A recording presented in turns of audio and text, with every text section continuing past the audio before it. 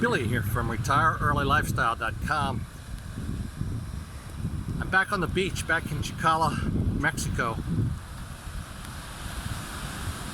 And the timing couldn't have been better. There's a hurricane just south of us.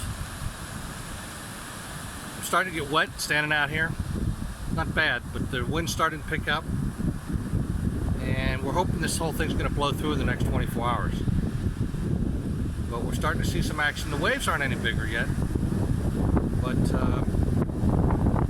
it's called Lorena, Hurricane Lorena.